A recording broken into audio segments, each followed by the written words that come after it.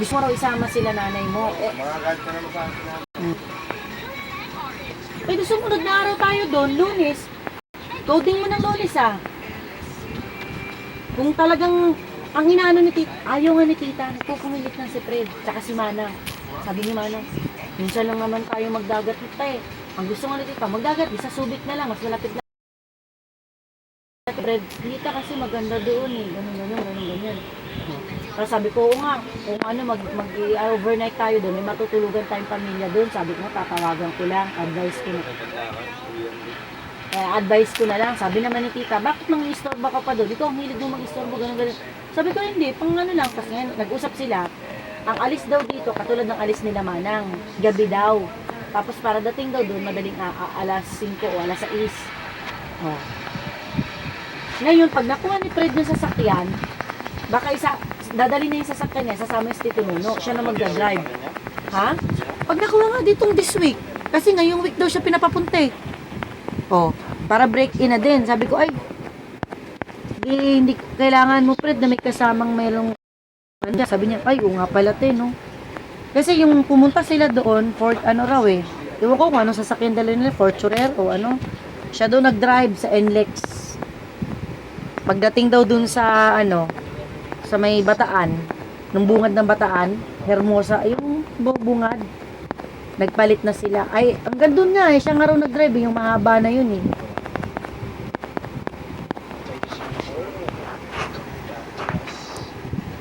Kaso, syempre, kailangan na may kasamang dun, di ba? May lisensyang professional. Kaya gusto mo daw mag-break. Yun nga. Kayo naman nag-usap.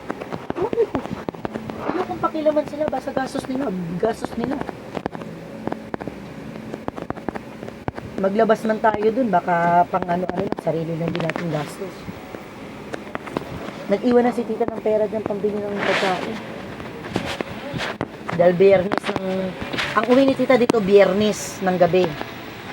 Para Sabado daw ng gabi. 3 oras, sabi nga ni Dudong. Siya nga daw mag-drive sa highway eh. Kung halimbawa, yun nga.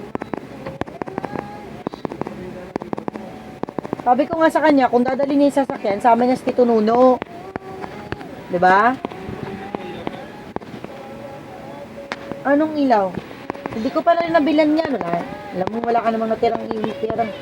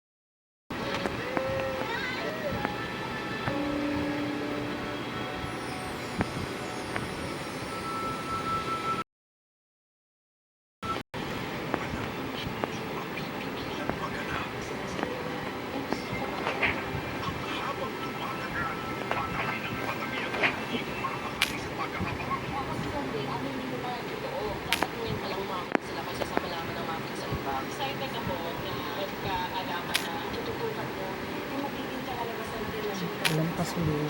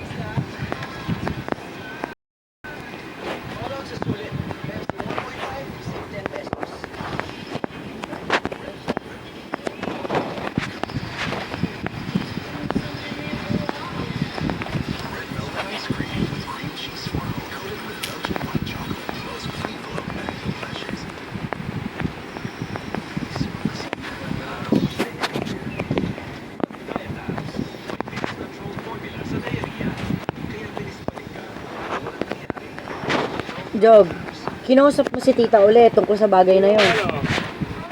Pupunta rito na yung Ha?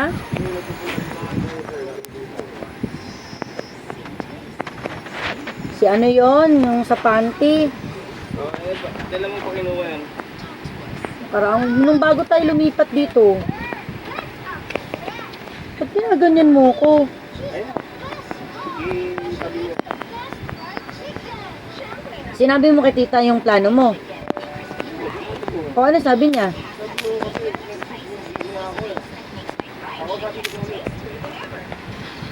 Sino kakusapin mo?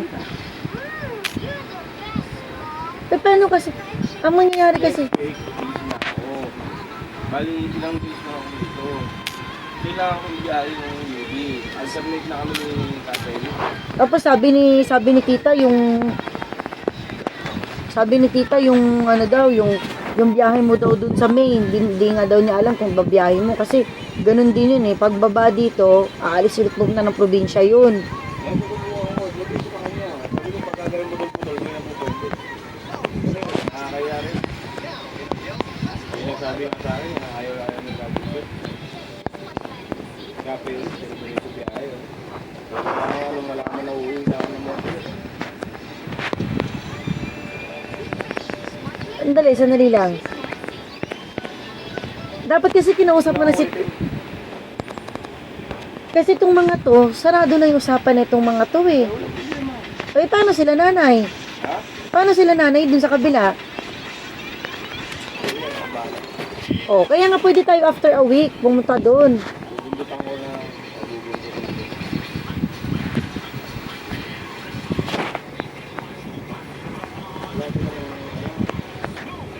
Hindi ang pangako. Kaya mauubusin mo to sa gastos dun. Sasabihin ni tita, gagastos ka sa kabila, tapos dito hindi ka gagastos.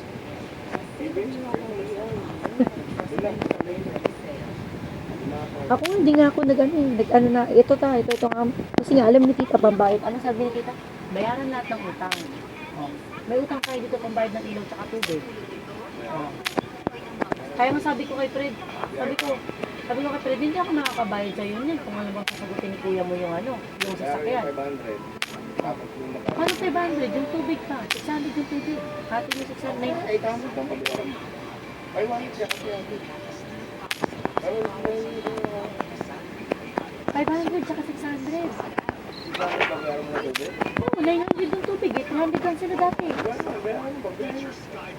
Oh. Kaya nga sabi ko, magkano lang iuwi ni kuya mo? Hindi ako magbabayad ng ilaw at tubig sa'yo. Sabi ko kay Fred. Di ngayon sabi ni Fred, sige, ako na lang